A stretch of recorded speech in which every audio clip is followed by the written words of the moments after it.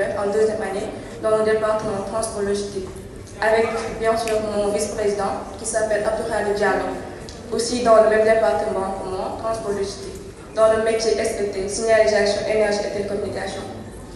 Mesdames et messieurs, en ce jour d'hommage, l'histoire nous convoque, l'histoire d'un homme, l'histoire d'un combat, l'histoire d'un engagement.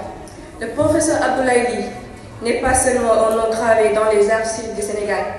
Il est une lumière qui continue d'éclairer nos chemins. Parler du professeur Abdoulaye Ly, c'est évoquer un esprit visionnaire, un homme dont la plume et les paroles ont marqué leur époque.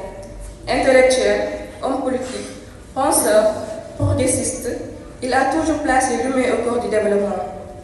Aujourd'hui, le thème de cette cérémonie, éclairage sur la paysannerie, enjeu de la souveraineté alimentaire au Sénégal, vient nous rappeler une réalité incontournable. Un pays ne peut être véritablement libre que s'il est maître de son alimentation. Le professeur Abdoulaye Ly l'avait compris. Il avait saisi l'importance de la paysannerie dans l'édification d'une nation forte et indépendante.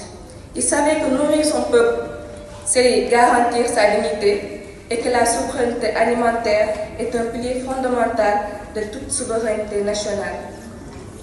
En honorant sa mémoire aujourd'hui, nous ne célébrons pas seulement un nom, nous réveillons un idéal, nous ravivons une lutte, nous réaffirmons une nécessité.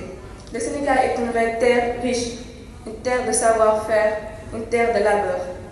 Nos agriculteurs sont la force silencieuse qui nourrit des millions de foyers chaque jour.